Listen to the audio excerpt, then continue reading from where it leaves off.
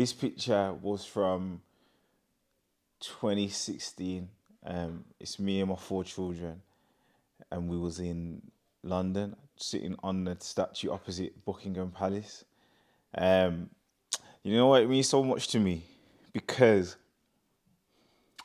it brings me back to a point. I remember how I felt that day. Um, we left out very early to go there, and I was just all excited. I was all excited, and yeah, it wasn't a case of, oh, I'm going to spend loads of money in London on my children. It was a case we went to see my granddad, which was pictures that we took as well. But it was a case of we're gonna go and see granddad, and then we're gonna go and do some sightseeing. And all my kids were just literally gassed to go and see Buckingham Palace. And we went to see them, and went to see the Buckingham Palace and whatever. And we were just chilling on the wall, and it was just like a surreal moment because it was very simplistic in regards to the plans around it and the things that were involved to make it happen. And I just felt like it was a good thing for me, only because I feel like the relationship with my children is important. And as I've started to find myself more in life, and just what I'm about and what I stand for and what I'm trying to achieve, the balance has it's been up and down in regards to that pure kind of connection with my children. So yeah, this picture represents a lot, man. It was a really, really, really beautiful day. The kids always go on about it, Dad, when we're going back to London. We went back to London about 2 years ago. And again, the excitement, it's just, it's just that time with my children where they're just excited. I absolutely love it. So yeah, man, this picture means so much to me. It keeps me grounded. I always go back to it. None of them look like this no more. It's really crazy. I don't even look like this no more. But yeah, man, I'm looking at it now, and even now I'm feeling I'm feeling a bit emotional because I'm like, yo. And to be honest, I've got thousands of pictures of me and my children, but this one sticks out because, as I said, like, I just remember the day and we were just chilling on the wall, taking selfies, and we're just all being silly. Do you understand? And obviously, my eldest now, she's 17 in a few days, so it's kind of like everyone's growing up now. So initially I grew up in Bilston, Ettingshaw, as a very, very young child. I grew up in Ettingshaw, then we moved to Blakenhall for a few years, Bromwell Close. I've got a lot more vivid memories from there than I did Ettingshaw, Thorn Street. But most of my life was spent on the streets in Whit Marines. When I say the streets, we grew up in Whit Marines, so we moved to Whit Marines when I was about 7. I was about 7 or 8. We moved to Whit Marines. We moved to a brand new house. We just moved out of this, I think it was like a 3-bedroom house in Blakenhall. And we moved into this big, massive 5-bedroom house in Whit Marines, Lydian Close. Went on to be an infamous street, if I'm totally honest. Good and bad. But yeah, we moved there. I was about 7. I can remember just moving in. Everything was brand new. Like the walls are all, the fresh walls, that clean house smell. The estate was brand new. That whole area had been built up. And I remember just thinking, this is a whole completely different area. It was crazy. Like, everyone was just excited. All my brothers and my sister, we were just all excited to just be there. It started off to be a really good childhood, if I'm totally honest. There was 7 of us in the house. I've only got one sister. So yeah, there was a lot of a lot of little dramas, but there was a lot of fun times. And I think my mum done her best to kind of put us in a environment in the household where we didn't really want for nothing. Do you understand? My mum killed it, man. I'm not even gonna lie, man. Like, big up mum, man. Mum killed it. Like, I know we put her through her stresses later on in life and whatever, but as children, she done it utmost best. And you know what? I can't say we lived in a place where it was difficult at first. Do you understand? Like, when we first moved there, my mum was working, that living room. So with those 2 living rooms, so there's the one that you can't go in. It's only for visitors. My mum put a lock on that door. We couldn't even go in there. Like, it's crazy. Like, to make it worse as well, my mum put a glass door on it. So when so we'd have to look in there, but we could never go in there. Do you understand? And like when my mom's got important, like her friends over, she'll do her entertaining and all that kind of stuff in that room, and we're like, what? I can't. My mom's like, move, you can't come in here. So yeah, like it was really good, man, and it was just nice to have the space and stuff like that, and share the space with my brothers. But yeah, growing up, the growing up to about 11, I think it was about 11. That's when I kind of, I started to see things a bit different. Obviously, I'm turning into a young boy, and puberty and all that kind of craziness, and I'm kind of starting to understand things and see things now, and I'm more aware of if there was any issues. I'm able to identify, okay, this don't seem right, or what's going on in the house doesn't seem right, and stuff like that. So yeah, growing up was growing up with Marines, I can say it's made me who I am today. And there's parts of me that used to be bitter about it, but I'm not now, because I wouldn't be who I am today. As I got to about 11, and I could say there was things going on around the household, or in regards to my older brothers, that was kind of I was starting to pick up, and I started to notice, like, hold on. I used to look, first of all, I used to look up to my brothers, all of them, in different ways, and my sister to an extent. My sister used to have her friends. You know that age where your sister, well, my sister had her friends that would come over, and they practice the stupid dance routines outside, in sync and all that, like in sync, the synchronized dance routines. So dead. Oh my god, yo, you know what? I think most young, most girls that age did that. So anyway, yeah, I looked up to all of my brothers, and obviously my brothers are quite a few years older than me, so they kind of started to go outside a lot more, and started to mix with what you would say was the wrong crowd, but it was just their friends. Do you understand? But they had friends that weren't so so um so well behaved to, if you want to call it that. And over time, it started to what they used to do outside started to have an effect, and the consequences would fall into our house in some way. And I just remember, like, when my mom was working, I think she was working in care at the time. I just remember, like, there was the odd occasion where she'd have to come out of work and like attend the police station or so on and so forth. And I think it led to a point where I think she eventually had to give up her job. So yeah, my brother, I used to look up to my brothers, and they was doing what they was doing on the roads and very early, but it wasn't. It was more of a. I don't like to call it a gang thing. It was just a group of friends that tended to, like, just growing up and taking advantage of the opportunities that was in front of them, whether that was sometimes illegal or sometimes on the right side of the law. And it fell into my household, where the police started coming to the house and stuff like that for my brothers. And it was that kind of made me grow up quick. You know what I'm saying? Like, I think at the age of 12, I've got a story for you quickly, actually. So at the age of 12, this is where things really kind of changed for me. So at the age of 12, I remember my brothers were doing what they was doing, and they used to come in their nice cars at the time, and my brothers come, and I used to love cars back then, just like how my son loves cars now. One of my sons anyway. And I was cleaning the car. Every time he'd come, I'd clean the car. But you know why I used to clean the car? I used to clean the car because he always used to have loads of change from him running up and down that would fall down the seats. So naturally, I'm like, let me clean the car, and I know I'll make a quick 10 quid. Do you understand? So I'm moving a car anyway.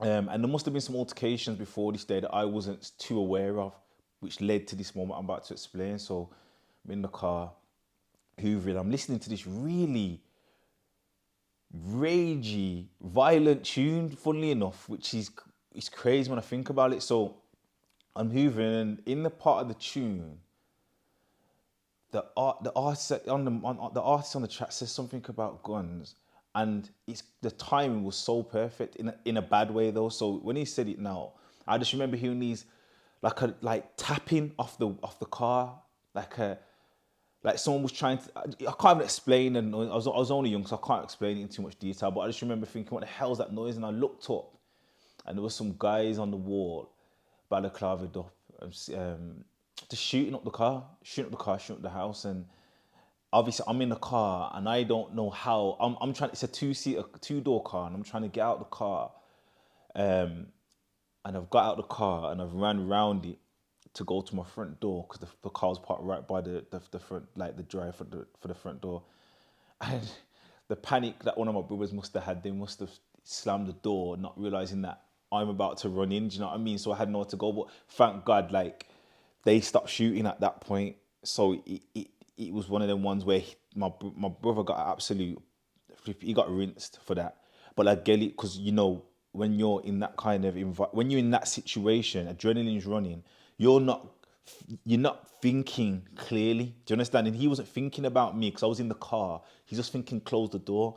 So yeah, got rinsed for that. That then became a reality for me for quite some years. Growing up, the shootings, a lot of them weren't instigated by myself. If anyone knows me, knows that yes, I now know I used to walk around with a chip on my shoulder, but I never used to walk around like I was bad. Do you understand? I was just too big for my boots. I wanted to be a grown up before I even knew what being a grown up was.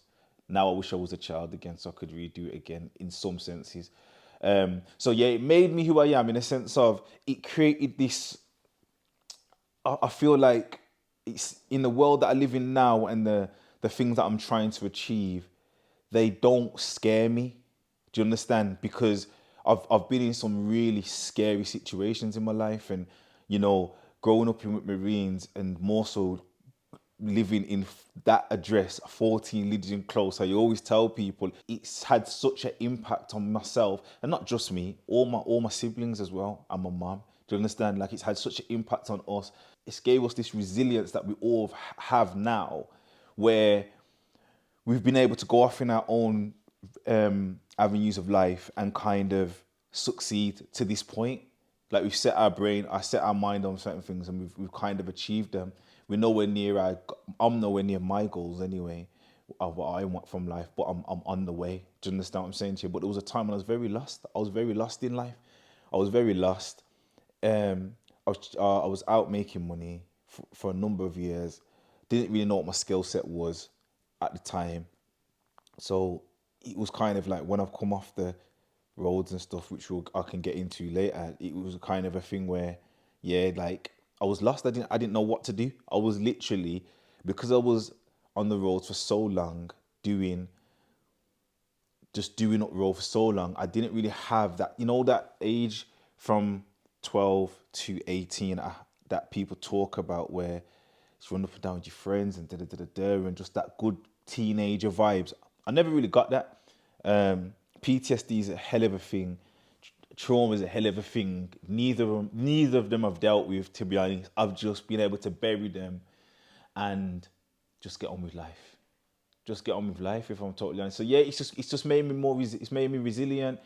It's made me realize that these things that tend to scare people in their future don't scare me. The things that scare me is like, am I gonna succeed? Am I gonna reach these goals that I'm confident I might reach? If I go back again, so as I said, from about 13 is when I kind of got introduced to road, and I was always someone that I was on the roads up and down with guys that were older than me, that because of how I carried myself, I tended to gravitate more towards rolling with older heads. And from that, I was influenced, no fault of anyone but myself, obviously. I was influenced to kind of get into the roads, and it all starts from you're selling weed, and I'm laughing because sometimes I wish I had just stayed in my lane, but I can't say I wasn't successful in selling weed.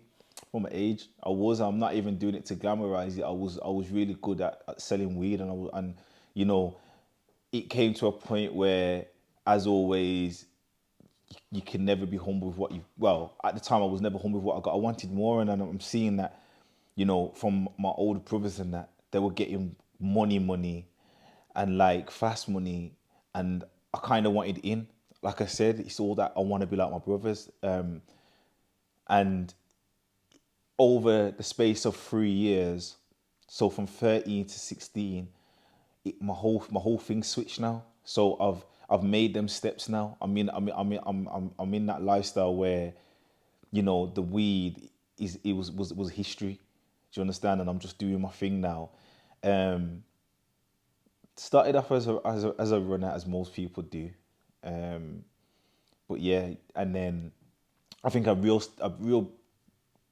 turning point in me saying, F it, I'm just doing up road in a way that I did was when my nephew's dad, my sister's partner at the time, got murdered. So when he got murdered, at first, I think I was 14.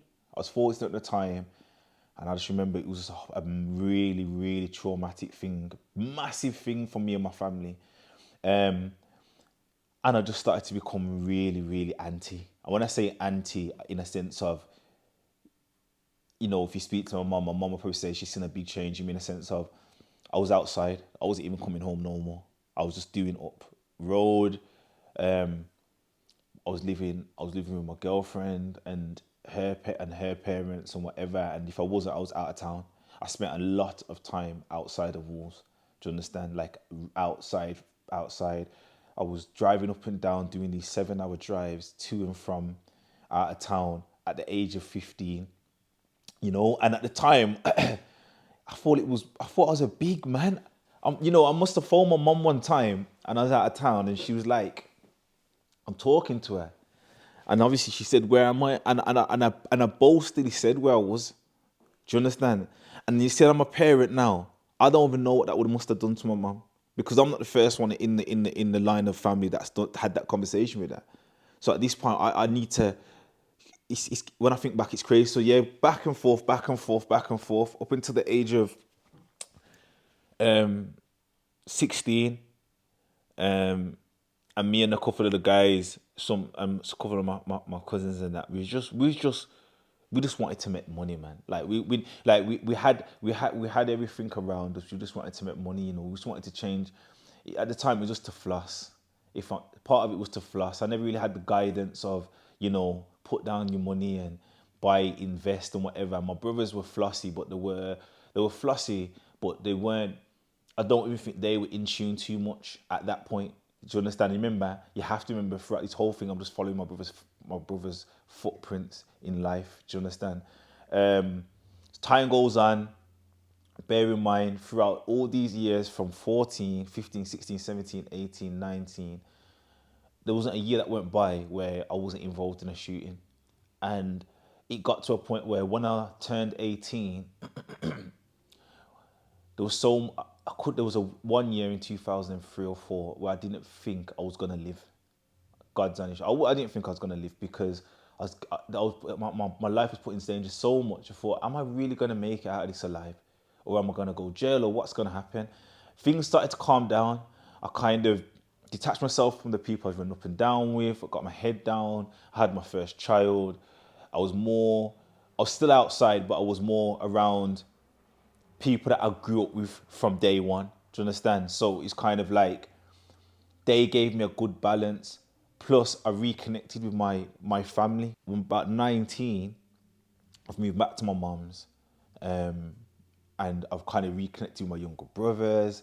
I was starting to get my mum's Sunday dinners. Like it was all, I was doing what I was doing, but I felt I was starting to get a bit more clarity. I was starting to become more of a man now. Do you understand? Still in drama, still in the drama. That didn't end until 21. I think the last time I was shot after I was 21, I think. Yeah, I was 21. So yeah, I've kind of doing what I'm doing. And then at the age of 23, I'm now I'm doing the same thing, but to a level where I kind of know now how everything works. I'm kind of confident in what I'm doing, which is what I thought anyway. 23, or 20, yeah, 23. I was doing what I was doing, and I used to phone my mum. At this point, I used to phone my mum and be like, "Mum, I don't feel good. I don't feel right. I feel anxious. This is like I used to have this feeling when I was out of town, like like a nervous feeling. Now I know it's anxiety. I didn't know it was that at the time. And I'm saying to my mum, like, I don't even want to do this no more, man. Like, I really don't want to do this no more. It was every time it was eating me up. And then what would happen is summertime would come. And as always, summertime just puts everyone in that good mood. So my spirit would change. Do you understand? And I think it changed that time. It changed for the last time, because by 24, that's when I got arrested. I got arrested a number of times over the years, but it was more for driving, getting caught with knives, getting caught with a little weed. But this was like a proper case I got caught on. So yeah, I got locked up for that, and I didn't think I was getting out. They didn't want to bail me. I was confident when they locked me up. I thought, okay, I'm gonna get bailed tomorrow. Blah blah blah. And when the police officers come to my say, it's like, oh, yeah, you're not going home. You're going to court, and we want to remand you. So it's about whatever the judge says in the morning. I'm like, oh my God. Like, from a trip out of town to go and collect my paper, and then to be locked up for 3 days, and then telling me about court tomorrow. I thought, this is it. I thought, yo, all right, then this is the part of the story that I was kind of waiting for, because I always knew it was a possibility. And then, and then the next morning, anyway, gone to court. Thankfully, my family were there to support. One of my family members offered to put up surety money. The judge was confident in regards to the support I had that I wouldn't skip bail. And for the first time within that operation in that city, he said I was the first person to give bail. But there was a lot of terms and conditions for me to stick to. And yeah, man, you know what it was? You see, from that day when I got locked up and got bailed, forget the 3 days. It was a sign. It was something that told me, Daz, now it's time to change your life. If there was ever a time to change your life, it's now. So I didn't wait until I got out of jail. Like, I didn't wait until I went to jail, done the bid, and come out. I started the process from that day when I got bail to the point of going to jail, coming out of jail. I just started changing my life. So I didn't know how. All I knew is that I wanted to change my life, and thankfully, with my gardening business, which I've got today, was my first idea. Start a gardening business. When I done my business plan with Prince's Trust, had a mentor named Lucy, which was an absolute blessing. She was very hands-on with me. Done the few odd things. When I got a little job, which I hated. My first ever job at Poundland in the warehouse. Shout out to my boy, yeah, because if he wasn't in there at the time, like, I don't think I would have got as far as I would have with it. And the thing is, me and him weren't even talking at the time when he was working there. But just to know he was there and I was there, it gave me that confidence. So, you know what? I can do the odd shift, man. 6 a.m. till 2. Do you know what I mean? Some silly wages. But yeah, so I kind of built up I built up references. I built up a lot of paperwork to present to the court before I went to sentencing. That the judge acknowledged. He acknowledged my circumstances. He acknowledged that, I've already started the process of changing my life. So that drew my sentence down a fair bit. I pleaded guilty, I got that, and he gave me as minimal as he could give me outside of a custodial sentence. And I went to jail, and I tell everyone that speaks to me, knows me personally. It's not something I spoke about openly, but I was on the more podcasts I watch, the more I know it's actually a common thing. So when I got sentenced now, I'm being took down from the courts, and I'm an emotional guy at times. So I remember saying, "Mom, I love you." Like, I'm going away for life, It's my first bid, though. I ain't gonna know any different. And on the bus to go to prison, my head was leaned on the window, and I'm looking at the little for the square window, and I'm just looking, thinking, it's all the weight on my shoulders is gone. Like, all the drama, all the stress, all the anxiety is gone. I remember I just started crying. On the bus. I was just like, it was tears of joy, in a sense of I'm finally here now. Like, there's no, what am I gonna get in my jail sentence? I have to go out tomorrow, go out of town and collect money. I've got to do this. It was literally a case of, yo, I'm here now. This is it. Like, this is the start of change. It was the start of change. So And believe it or not, I had some friends at the time, some really supportive friends. Shout out them. I had some really supportive friends that was with me through that whole bid as well and running up to it.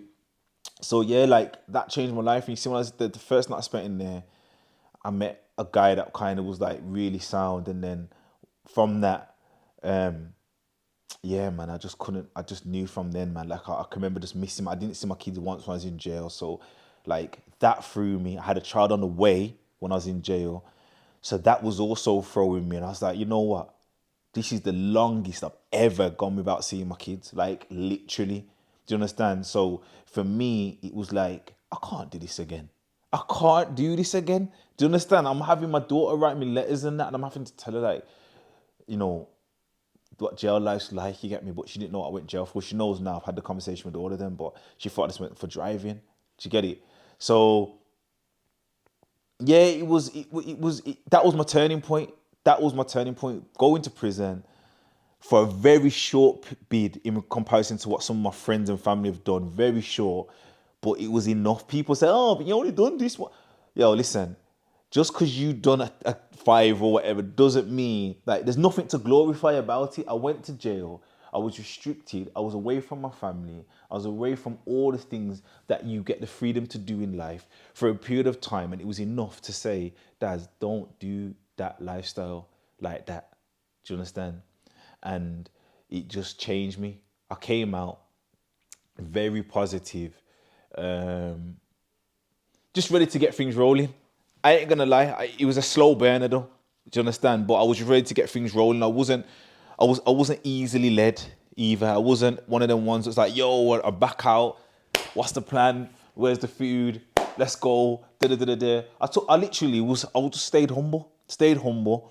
God directed me where He wanted to direct me, you know, and it led me into the field that I'm experienced in, which is youth work, mentoring, and then also my business, which is Lawns and Leaves Garden and Landscaping Services, which is kind of, it's went on its leaps and bounds, but over the last 2-3 years, I've really got stuck in with it, and I've seen the growth in regards to my skill set, my customer base as well, you know, and just understanding the whole, just everything about business and regarding my business. I'm really enjoying it. I mean, it's stressful. I'm not gonna lie, it's very stressful, but yeah, man, it's changed, man. Like, hopefully, fingers crossed, it's something that in years to come, not that many, I'm able to kind of, you know, put my children's name to the forefront of it and just say, yo, this is you. I'm out here traveling the world, which is one of my ultimate dreams, to go and travel the world and all these crazy places. I don't mean travel the world in some bougie ass hotels and some lavish lifestyle. I want to be outside, like going through that. I'm like just really outside, exploring all the things that I see on BBC One, on those, the David Attenborough show, and all. Like, I really want to be outside. I really want to do that when I'm finally there, you know. So yeah, man. Like I said, the goals ain't stopped, the dream ain't stopped, and so far everything that I've achieved shows me that the end goal is really something that I can reach. Do you know what I mean? Just from these little small wins that I've been getting. Anything worth having takes time, and with the road thing, at any time it can get taken, and regardless of what you may learn on the way, similar such as myself, it's not worth the hassle, because the way I look at it is, yes, it's made me resilient. Yes, it's made me confident, but there's traumas that I have to deal with. Do you understand? When I go to sleep and I have dreams, I have a lot of dreams that still go back to 14 Lydian Close. Do you understand? A lot of my dreams are based around that house to this day. Do you understand? And it's not worth the hassle. You're better off just working on something legitimately, and putting your work, because it has longevity. It definitely has longevity. Look at the space we're in now with cryptocurrency and all that. Now you think those guys that were working on their craft and their skill all them years ago, you know, it's paying off for them. It's paying off for them. And I'm not saying go into that. I'm just saying do something that you love away from the roads and work at it, and you'll then start to benefit from all the labor. That's a fact. Do you understand? I started my gardening in 2014. I was actually out doing my first gardening. And, at the time, it was kind of shit in the sense of I didn't have a clue that I was doing. I wasn't getting that much customers. The money that I was charging an hour was rubbish. Do you understand? Now you can't even book me for after. Yo, you can't even book my services for a certain price because I've been looking at you to raise eyebrows. I'm looking down my sunglasses like, nah. So yeah, it's anything. If you in anything worth having, you have to work for facts. And the role thing, you have to understand, yeah, like it's not glitz and glam. A lot comes with it. You lose friends, you lose friends, relationships are strained, family relationships, the trauma, the PTSD, you know, the setbacks are not worth it. They're not worth it. There's too much, man. There's too much. I've been shot at so many times. I've lost count. I was kidnapped at the age of 16. I saw my family. My family went through a traumatic time losing my nephew's dad. The way he was murdered was absolutely crazy. I've had two other brothers that were kidnapped. I've had another brother that was shot and stabbed. Do you understand what I'm saying to you? So it's like, and then forget the fact of drug habits and your family having drug habits and having to sell drugs, seeing your family members on drugs, but you sell drugs. Do you understand? It doesn't make sense. Doesn't make sense in a sense of I am who I am today. Do you understand? And as much as I regret certain things, I am who I am today, and I wouldn't change it. I'm not perfect by any means, so don't think I'm sitting in front of this camera and I'm perfect. I'm far from it. Dazz is still Dazz, but at the end of the day, I've learned so much in the last 10 years, near enough 10 years. I just now know that if I could change anything, I probably wouldn't. But if I can give out advice, it would definitely don't do the road thing. It's not as glitz and glam as you want it to be. You know what? If I'm honest, Wolves, as bad as it's been, and as bad as it is in some senses, it's actually one big family. It's like when I look at the areas that have had troubles over the years as siblings that just fall out over stupidness. And when I say stupidness, it literally is stupidness. And it's things that could have been mended with a simple conversation, with a bit of context and understanding. Do you understand? Facilitated by someone that had a bit of wisdom and had an understanding for life itself. If that happened, there'd be a lot of pain caused wouldn't have been caused. Do you understand? A lot of people's lives wouldn't have gone the wrong way. So Wolves to me, it means a lot. I've been told regularly to, small city mentality. I understand it to an extent because we are a small city. And when you dream big, sometimes when you look, if the city isn't aligning with your dreams, you have to go and take those dreams and place them in a different city. But Wolves can be very vibrant. Growing up, the carnivals. What? Wolves had a carnival. People don't even know about the carnival. Listen, there's some young people that ain't gonna know about the carnival. I wish that carnival would be back. I think it would bring so much togetherness. But I get it, there's risks. But yeah, man, I just feel like it's such a vibrant place. It's very diverse. I can't tell you that Wolverhampton isn't a diverse place. Growing up, I had Asian friends, black friends, white friends, and it was never about the colour of our skin. Everyone had opportunities. Everyone respected everyone's hustle. Everyone respected each other just as a human being. As time's got on, it's become more diverse. When I drive down Staveley Road or New Hampton Road, what used to be the barber shop where you see a whole heap of black people standing outside, now you got the fruit and veg shop. You understand? You got the Middle East, and it's good to see because it just shows that it's becoming more and more diverse culturally.